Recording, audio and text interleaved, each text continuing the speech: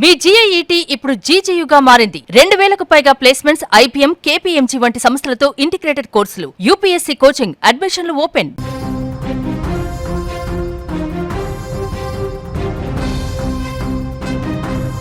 కాలేజీకి వెళ్లే వయసులో ఫ్యూచర్ గురించి డ్రీమ్స్ కంటూ కెరీర్ కోసం కష్టపడాల్సిన స్టూడెంట్స్ జీవితాల్లో ఇప్పుడు ఒక షాకింగ్ న్యూస్ చర్చనీయాంశంగా మారింది.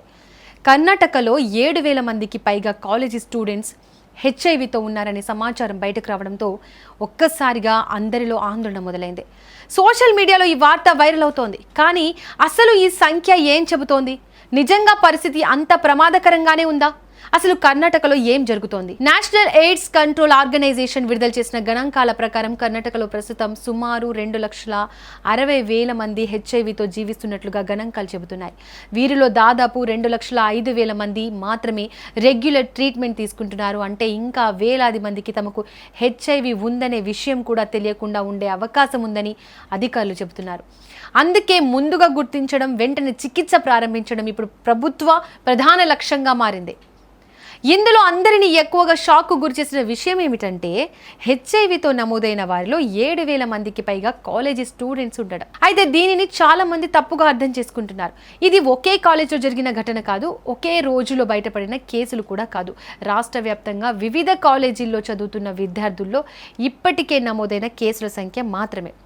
అయినప్పటికీ యువతలో ఎంత పెద్ద సంఖ్య ఉండడం ప్రభుత్వాన్ని, అటు తల్లిదండ్రులను తీవ్రంగా ఆందోళనకు గురిచేస్తోంది. మరీ ముఖ్యమైన విషయం ఏమిటంటే 18 నుంచి 35 సంవత్సరాల మధ్య వయసు ఉన్న యువతలోనే హెచ్ఐవి కేసులు ఎక్కువగా నమోదవుతున్నాయని అధికారులు చెబుతున్నారు. దీనికి సరైన అవగాహన లేకపోవడం, రిస్కీ బిహేవియర్, అలాగే ఇప్పుడు టెస్టింగ్ ఎక్కువగా జరగడం వల్ల మరిన్ని కేసులు బయటపడుతున్నాయనే అభిప్రాయాలు కూడా వినిపిస్తున్నాయి.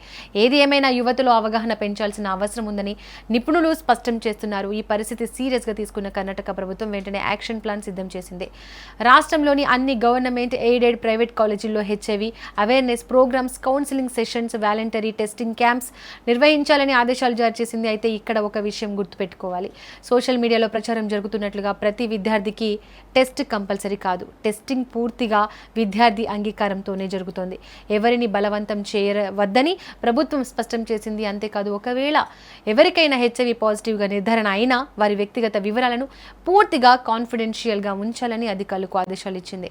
చికిత్స అందించడం, కౌన్సిలింగ్ ఇవ్వడం, సమాజంలో ఎలాంటి వివక్ష ఎదురుకాకుండా చూడడం కూడా ఈ కార్యక్రమంలో భాగంగా కొనసాగుతోంది. స్టూడెంట్స్లో అవగాహన పెంచడానికి ప్రభుత్వం మరో కొత్త కార్యక్రమాన్ని కూడా ప్రారంభించింది. అయితే క్యూఆర్ కోడ్లను అందుబాటులోకి తీసుకొచ్చింది. వాటిని స్కాన్ చేస్తే హెచ్ఐవి గురించి సరైన సమాచారం, దగ్గరలోని టెస్టింగ్ సెంటర్లు, చికిత్స కేంద్రాల వివరాలు, తెలుసుకోవాల్సిన జాగ్రత్తలు అన్నీ మొబైల్లోనే తెలుసుకునే అవకాశం కల్పించింది. మొత్తానికి కర్ణాటకలో బయటకు వచ్చిన ఈ గణాంకాలు యువతలో అవగాహన ఎంత అవసరమో మరోసారి గుర్తు చేస్తున్నాయి. ప్రభుత్వం తీసుకున్న చర్యల ప్రధాన ఉద్దేశం భయపెట్టడం కాదు, వ్యాధిని ముందుగానే గుర్తించి చికిత్స అందించి మరింత వ్యాప్తిని అరికట్టడం.